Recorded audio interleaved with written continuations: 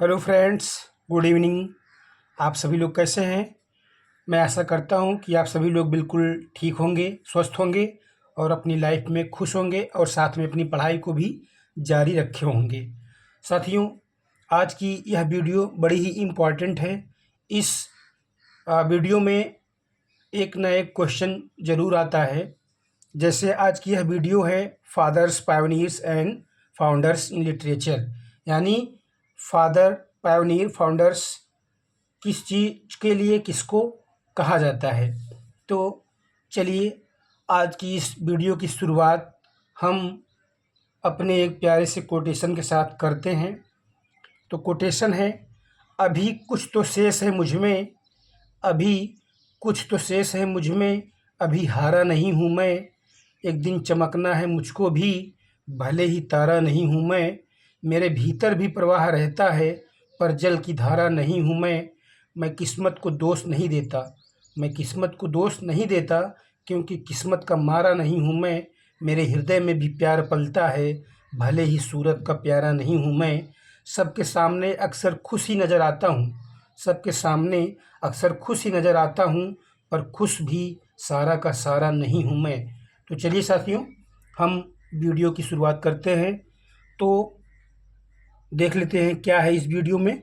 The father of English literature, the father of English poetry, the father of English language, the morning star of the renaissance, the first national poet किसको कहा जाता है?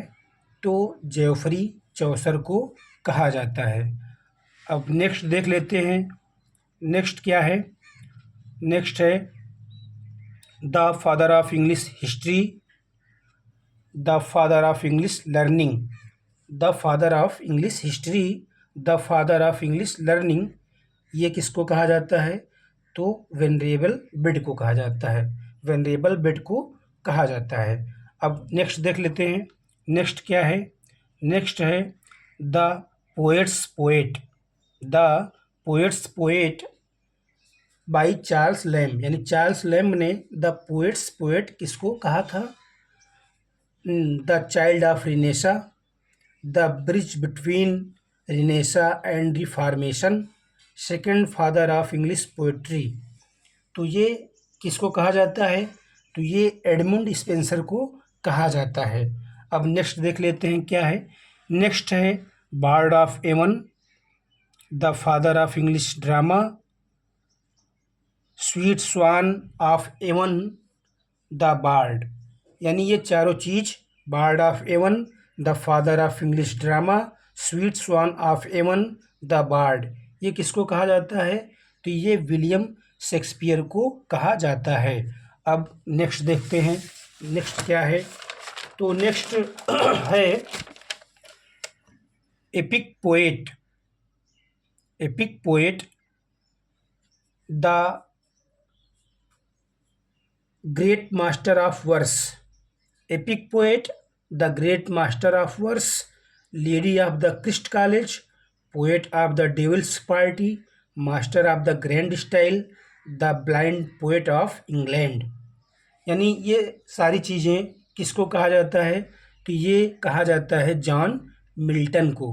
तो ये John Milton को कहा जाता है epic poet, the great master of verse, lady of the Christ College, poet of the devil's party, master of the grand style, the blind poet of England, ये कहा जाता है जॉन मिल्टन को। अब नेक्स्ट देखते हैं क्या है।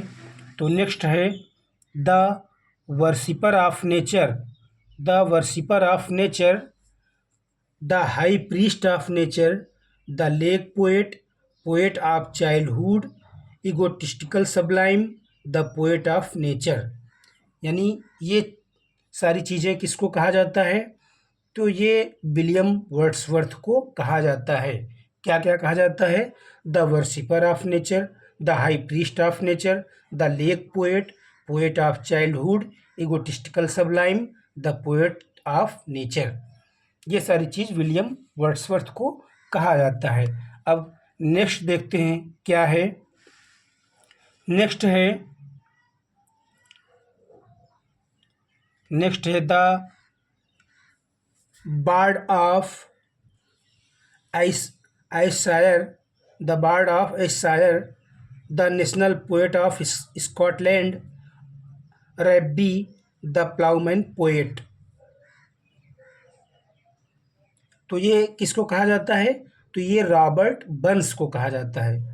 तो ये रॉबर्ट बर्न्स को कहा जाता है। क्या कहा जाता है? The bard of Ayrshire, the national poet of Scotland, Rabbie the ploughman poet. अब नेक्स्ट देखते हैं क्या है। नेक्स्ट है poet of love. Poet of love, metaphysical poet किसको कहा जाता है? ये कहा जाता है जॉन डन को।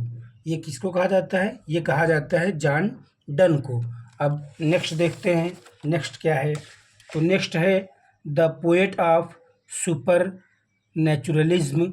The poet of super naturalism किसको कहा जाता है? तो एस.टी. कॉलिंस को कहा जाता है। क्या क्या कहा जाता है? The poet of super naturalism, opium eater. Opium eater, यानी ये दो चीज़ एस.टी. कॉलिंस को कहा जाता है। अब नेक्स्ट है the revolutionary poet, poet of hope and regeneration. The revolutionary poet, poet of hope and regeneration किसको कहा जाता है? तो कहा जाता है पी.बी. शैली को। ये कहा जाता है पी.बी. शैली को। अब नेक्स्ट है poet of beauty, poet of beauty और कैमलियन पोएट। कैमलियन पोएट किसको कहा जाता है? तो पोएट ऑफ ब्यूटी और कैमलियन पोएट कहा जाता है जॉन कीट्स को।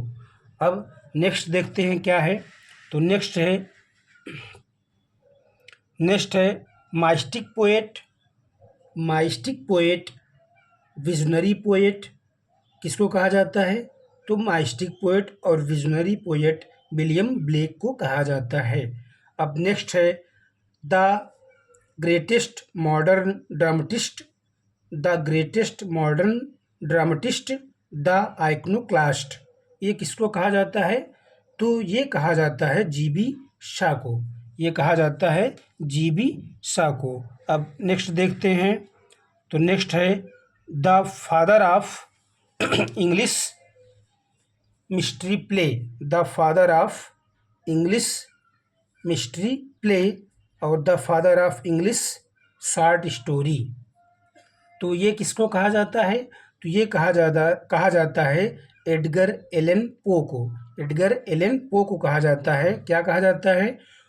Father of English mystery play, the father of English short story. ये कहा जाता है एडगर एलन पो को। अब नेक्स्ट देख लेते हैं क्या है। तो नेक्स्ट